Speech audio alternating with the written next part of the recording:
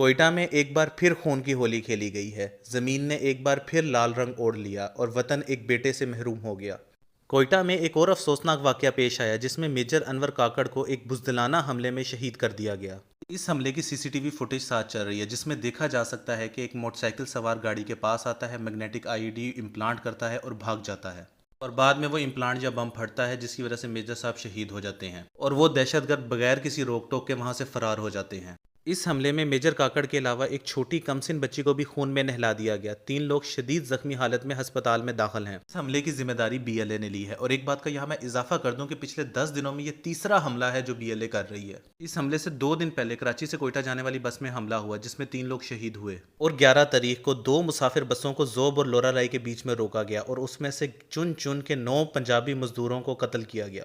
آخر کب تک یہ خون ریزی اور قتل و غارت ہوگا؟ کیا بی ایل اے اتنی بے قابو ہو گئی کہ اس کو روکنے والا کوئی نہیں ہے؟ کیا سیکیورٹی فورسز اور حکومتی ادارے مکمل طور پہ ناکام ہو چکے ہیں؟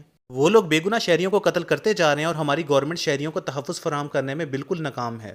ان مرنے والوں کی اگر کہانی پڑھو نا تو دل خون کے آنسو ہوتا ہے۔ ان مرنے والے 9 پنجابی مزدوروں میں 2 بھائی بھی شامل تھے جو اپنے باپ کے جنازے پہ گھر جا رہے تھے۔ اب ان کے گھر سے 3 جنازے اٹھے ہیں، اور ایک جو تھا نا وہ اپنے ماں باپ کا بہت لاڈلا تھا۔ اس کی موت کی خبر سنتے ہی اس کے باپ کو ہارٹ اٹیک آیا۔ ان کے گھر سے 2 جنازے اٹھے ہیں۔ آخر کب تک؟ اگر آپ لوگوں کو لگ رہا ہے نا یہ آج کل کی کہانیاں، تو ایسا نہیں ہے۔ 15 سال ہو گئے ہیں اس خون ریزی کو۔ 2010 بلوچستان میں ملیٹنٹ حملہ، 2011 کوئٹہ میں مسجد حملہ، 2012 تربت حملہ، 2013 اورکزئی حملہ، 2013 کوئٹہ حملہ، 2014 مستونگ بس حملہ اور کوئٹہ ایئر بیس حملہ، 2015 تربت میں پنجابی مزدوروں کا قتل عام، 2016 کوئٹہ ہاسپٹل حملہ، 2017 ہرنائی بم بلاسٹ، 2018 مستونگ اور بنوں میں bombing, 2019 Quetta market attack, 2020 Quetta مسجد attack, 2021 Mach attack, 2022 Quetta blast, 2023 Zhob blast, 2023 Kachhi train attack, 2024 Quetta railway station bomb. پھر آتا ہے 2025 جس میں ان 3 ٹیرر اٹیک کے علاوہ بھی 2 میجر ٹیرر اٹیک ہو چکے ہیں۔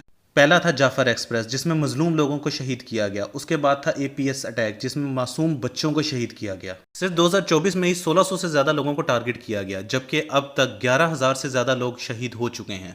11,000 سے زائد لوگ شہید ہو چکے ہیں۔ آخر ہم کس چیز کا انتظار کر رہے ہیں؟ کب ان لوگوں کے خلاف کوئی سخت آپریشن ہوگا؟ بی ایل اے اور باقی تنظیموں کی مل کے تعداد 5,000 کے قریب ہے، جبکہ ہماری سیکیورٹی فورسز ادھر 1.5 لاکھ کے قریب تعینات ہیں۔ آخر ہم کس چیز کا انتظار کر رہے ہیں؟ کیوں ان کے خلاف کوئی حتمی آپریشن نہیں کیا جا رہا؟ آخر کتنے اور لوگ مریں گے تو ہم جا کے کوئی آپریشن کریں گے؟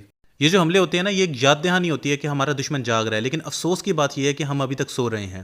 میری حکومت وقت اور آرمی کی عادت سے ایک ہی التجا ہے کہ جلد سے جلد ان کے خلاف کوئی حتمی آپریشن شروع کیا جائے۔